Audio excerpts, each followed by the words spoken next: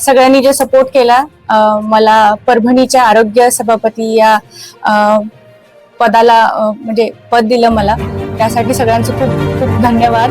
आणि आपले महापौर सर आणि आयुक्त सर त्यांनी पण खूप सपोर्ट केला आणि हे पद दिलं, तर त्याच्यासाठी पण मी खूप ऋणी आहे त्यांची. आणि फर्स्ट ऑफ ऑल माझे वडील डॉक्टर आहेत आणि मागच्या 25 वर्षापासून ही ऑपॉर्च्युनिटी आणि हे जबाबदारी ते घेत आहेत आणि ऑफिशियली मला हे पद भेटल्यामुळं ते आणखी जास्त मी ताकद लावेन आणि आणखी जास्त एफर्ट्स टाकेन.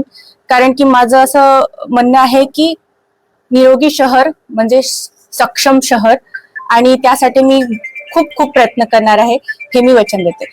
जवळपास 27 आपल्याकडे महानगरपालिकेचे शहरामध्ये पडझड झालेली आहे, बऱ्याच त्याचं काम रखडलेलं आहे आणि स्टाफही कमी आहे त्या संदर्भामध्ये, आणि मेडिसिनच्या बऱ्याच प्रमाणात तुटवडा निर्माण झाला होता आफ्टर कोरोना. काय सांगाल डेव्हलप करण्यासाठी काय स्कीमची भूमिका असते? खूप सारे प्रॉब्लेम्स आहेत आणि खूप सारा बॅकलॉग झालेला आहे.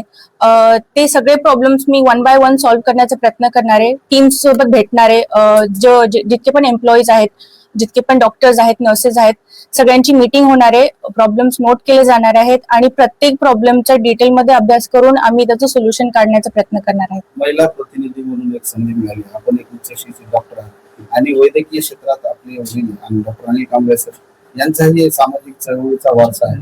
काय भावना आहेत आज वडिलांसोबत एका पदावर आपण घडलाय, ही एक कशी भावना असेल? मी खूप ग्रेटफुल आहे आणि खूप मी धन्यवाद व्यक्त करते. Actually so much of gratitude I want to express to God.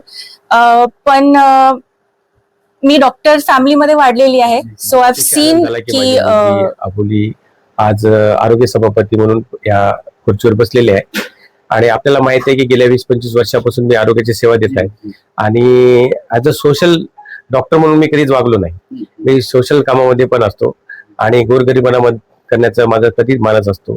जे माझ्या हॉस्पिटलमध्ये जे जे पेशंट येतात त्यांना त्यांचं दुःख कसं कमी करता येईल, त्यांच्या चेहऱ्यावर हसू कसं आणता येईल याचाच मी विचार करतो. मी कधी पैशाचा विचार केला नाही आणि माझ्या मुलीला पण मी ते सांगेल, माझा सल्ला राहील की ह्या परभणीचं जे आरोग्य आहे ते आरोग्य बिघडलेलं आहे.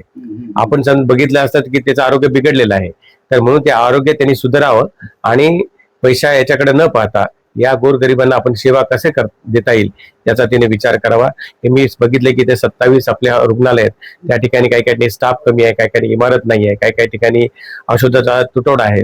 तर त्या ठिकाणी जेवढी लोक येतात ती सगळी गोरगरीब लोक आहेत, जे मोलमजूर करणारे लोक आहेत. आणि आपण पाहता की जे श्रीमंत लोक आहेत ते कुठल्याही प्रायव्हेट हॉस्पिटलमध्ये जाऊन ट्रीटमेंट घेऊ शकतात, पण खऱ्या अर्थानं जर प्रायमरी हेल्थ सेंटर जे छोटे छोटे अर्बन प्रायमरी हेल्थ सेंटर आहेत ते कुठे आहेत आपण जर बघितलं तर ते स्लम एरियामध्ये आहेत. त्या स्लम एरियामध्ये खऱ्या अर्थानं आरोग्याची जर गरज कोणाला असेल त्या स्लम एरियातल्या लोकांना आहे आणि त्यांच्याकडे पैसे नाहीत, त्याच्यामुळे ते त्या ठिकाणी जातात.